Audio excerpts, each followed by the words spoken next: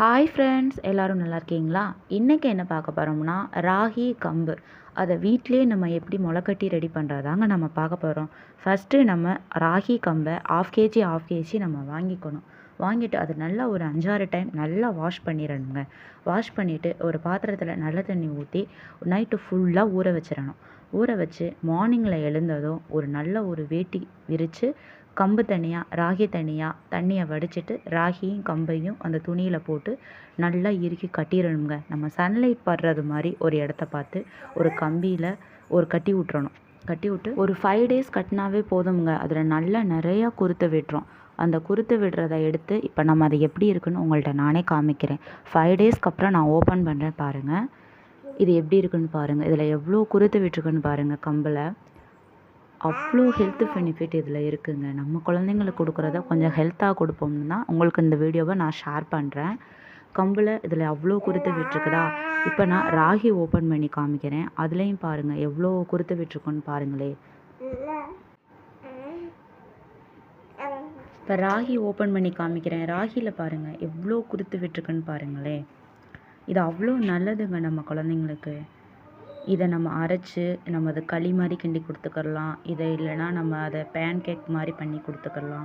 இல்லைனா தோசை மாதிரி நம்ம ரெடி பண்ணி கொடுத்துக்கலாம். நம்ம குழந்தைங்க இல்லைனா கூழ், அப்புறம் வேறு என்ன நிறையா இதில் பண்ணலாமுங்க. ராகி இதில் நம்ம குழந்தைங்க எப்படிலாம் சாப்பிடுதோ அந்த மாதிரி நம்ம ட்ரை பண்ணி நம்ம கொடுத்துக்கிறலாம்.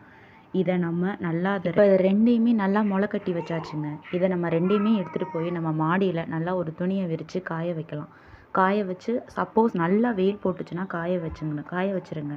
காய வச்சதுக்கப்புறம் இந்த மாதிரி தான் இருக்கும். அது நல்லா காஞ்சிரும். கம்பு இந்த காஞ்சா இந்த மாதிரி தான் இருக்கும்.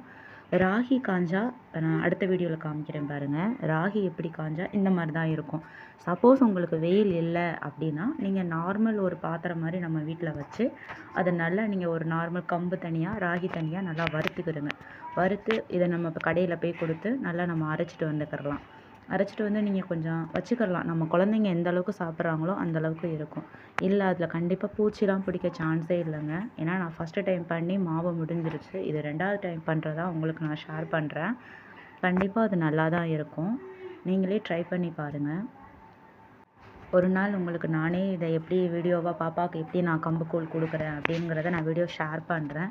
இந்த வீடியோ உங்களுக்கு உண்மையாகவே இந்த வீடியோ யூஸ்ஃபுல்லாக இருந்திருக்கும்னு நினைக்கிறேன். அதனால தான் உங்களுக்கு நான் அதை ஷேர் பண்ணுறேன். நீங்களும் இதே மாதிரி வீட்டில் ரெடி பண்ணி நம்ம பாப்பா நம்ம குழந்தைங்களுக்கு நீங்களே ஹெல்த்தாக கொடுங்க. ஹஸ்பண்ட்டை கொடுத்தாச்சு, அவங்க மாவு போய் அரைச்சிட்டு வந்துட்டாங்க. நம்ம வீட்டில் கொஞ்சமாக அது ஹீட்டாக இருந்ததுனால கொஞ்சமாக ஆற வச்சுட்டு அதை நம்ம ஒரு பாத்திரத்தில் எடுத்து நம்ம போட்டு வச்சுக்கிட்டோம்னா அது ஒரு 2 மாதம் 3 மாதம் வரைக்கும் வருங்க. இந்த வீடியோ உங்களுக்கு கண்டிப்பாக யூஸ்ஃபுல்லாக இருந்திருக்கும். அடுத்த வீடியோவில் பார்ப்போம். பாய்.